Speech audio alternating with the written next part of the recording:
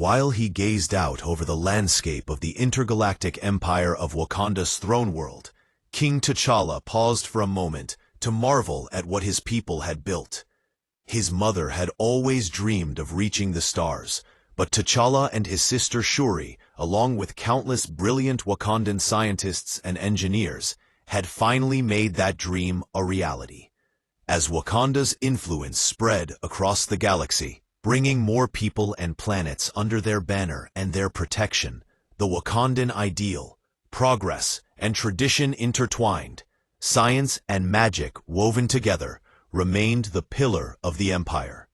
T'Challa did his best to embody both sides of the nation's complex heritage, but on occasion, he found the two at odds.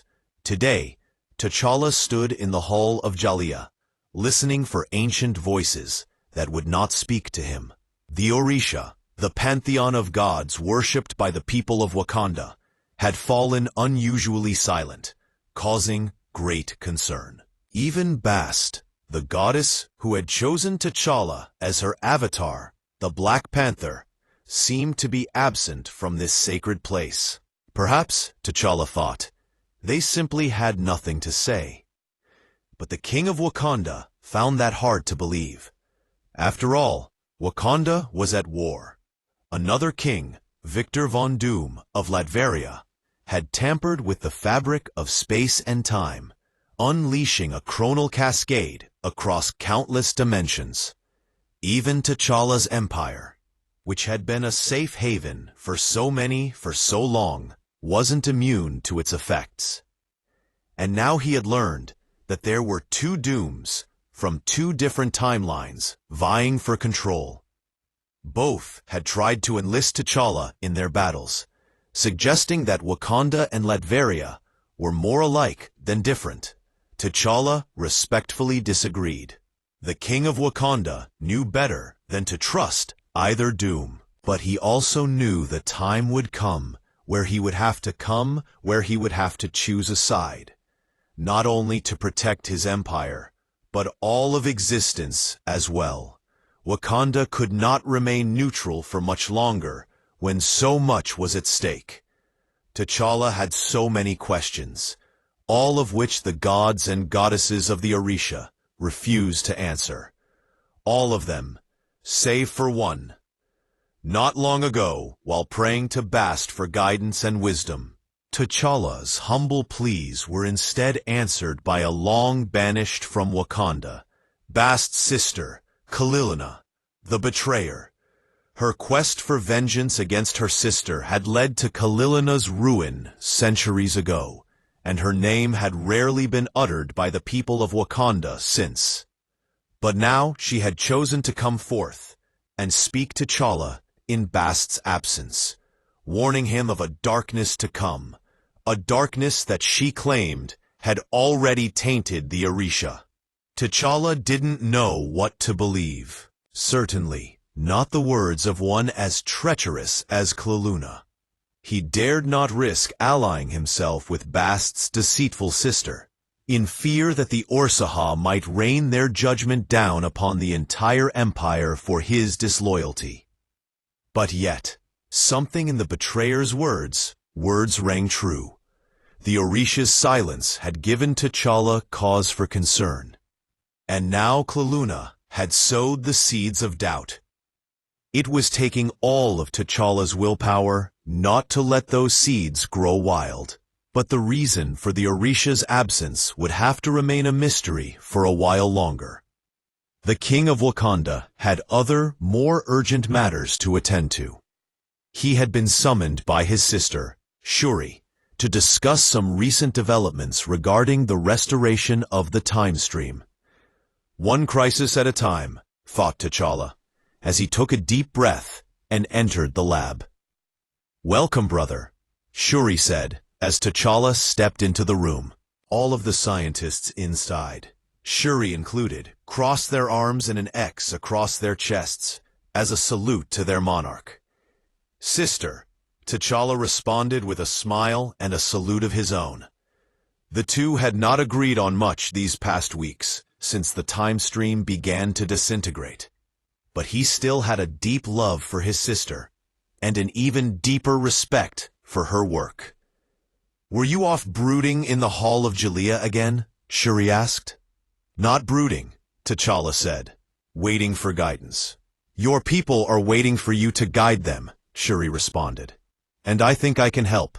I've been gathering data about the time stream entanglement." "Data does not always tell the whole story, sister," T'Challa said. As he spoke, he was fully aware of the irony of his statement. He was currently withholding critical data about Kayla Luna, and her claims that the Orisha had fallen into some dark corruption. Yet he decided to keep that information under wraps for the time being, at least until he knew for sure. He did not wish to distract his sister from her efforts, not bring the fury of Bast down upon him. "This data tells us enough," Shuri continued, fully aware that her older brother was holding something back. But she didn't have to coax secrets out of him. There was science to be done. "I have been consulting with Reed Richards and Tony Stark from the other Chronoverse on their plans for a time stream reintegration device," Shuri continued, "and I think we are close to a breakthrough." "With your brilliant mind at their disposal, I would expect no less," T'Challa responded proudly, placing a hand gently upon his sister's shoulder. But he could sense an unusual tension in her body. He knew she was about to ask for something, and that it was something she already knew her brother would not like. "Reed and Tony have a theory," Shuri began slowly, each word carefully calculated. "A theory that I believe has some merit." "Say what you need, sister," T'Challa urged. Chronovium was a crystal that had begun to manifest after the time stream entanglement rippled across realities. According to the research of Wakanda's scientists, unique variations of chronovium seemed to be forming in locations of great power. In Wakanda, the crystals were infused with more than just chronal energy. They also contained power drawn directly from the vibranium star at the heart of the Empire. "Richards and Stark have their own supplies," T'Challa said dismissively. "Those will have to suffice." "I am telling you now, brother, they will not," Shuri responded pointedly, beginning to lose her patience. The fate of multiple universes hinged on her collaboration with Earth's heroes.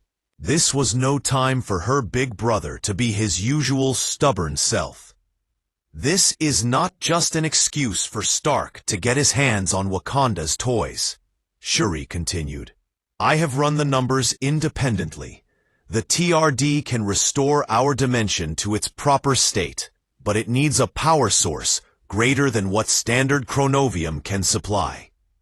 "The answer is no," T'Challa said firmly. "Then the question is why?" Shuri said, pushing back. Whatever T'Challa was hiding from her, she wasn't about to let it bring about the end of all that is. If there was a way to get through to her brother, as there always had been in the past, she had to find it. "I cannot say," T'Challa replied. "Not for certain, at least. But I have reason to believe that there is a greater darkness awaiting us, Shuri. Something even the gods themselves may not be able to protect our people from, etc. For now, this is a matter I must face alone," T'Challa replied. "How many times must I remind you, brother?" Shuri asked. "You are never alone, and neither are we. Wakanda is no longer an isolationist nation. We are a galactic force. If we wish for this empire to stand, we must begin to act as such and lead by example. That starts by sharing our resources with those in need." And T-Dend. "We still know too little about the power of Vibrano-Chronovium," T'Challa said, softening slightly. "We cannot risk it falling into other hands, even trusted ones, until we do.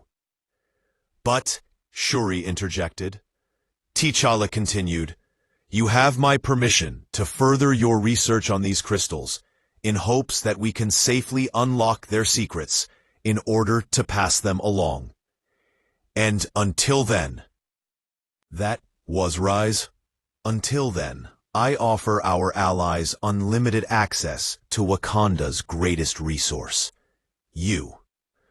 Shuri wanted to scream in frustration at her brother, but instead she bit her tongue and took the compliment. After all, coming from T'Challa, those were almost as rare as heart-shaped herbs. But the king himself breathed a sigh of relief, knowing the fate of the Empire was in good hands, at least for the moment. With Shuri busy researching chronal crystals and engineering universal solutions, T'Challa could turn his full attention to the larger threat looming on the horizon. The pair of dueling dooms would have to wait until he could identify and locate the great source of darkness of which he had been warned. But how? T'Challa dared not reach out to Kali Luna for answers. Totems of Bast were everywhere in the Empire. Even if she was not eager to answer his prayers, the Panther goddess surely listening to his every word. And she would not take kindly to his betrayal. Wakanda needed the Black Panther now more than ever, so T'Challa could not risk being stripped of his mantle or the power that came with it. The king walked with purpose across the center of his city, Burnin T'Challa, back toward the Hall of Jalia. As he passed by, he paused at a panther statue, placing his hand gently upon its head. "Where are you, Bast?" T'Challa said, out loud, as he gazed into the eyes of the vibranium sculpture. "I am here," a voice replied. The statue began to glow with purple energy of Jalia, the Wakandan spirit plane. T'Challa instantly knew that it was Bast speaking to him, but there was a tone in her voice he had never heard before. Something sinister. "I have been waiting for you, my champion, in the shadows." T'Challa said, knowing deep within that his words were not fully true, yet he knew he must continue to feign devotion to the tainted goddess until he discovered the truth about her current state. "And you have served me well," Bast replied, her words dripping with darkness. "But you are not the only king in black that I have come to favor." As Bast spoke, the sky began to grow dim. Instinctively, T'Challa looked up toward the Hall of Jalia to see tendrils of ebony energy ensuring its sacred spire. He didn't know if this was yet another side effect of the time stream entanglement, or if it was the first signs of the dark presence, that of which Kalilina alluded. But T'Challa knew he had no time to waste either way. The fate of the Empire depended upon his immediate action. The Black Panther sprung forward, racing into the Hall of Jalia. T'Challa did now know what awaited him within, but he did no fear it. Not even the gods themselves could prevent him from protecting his people in their time of need.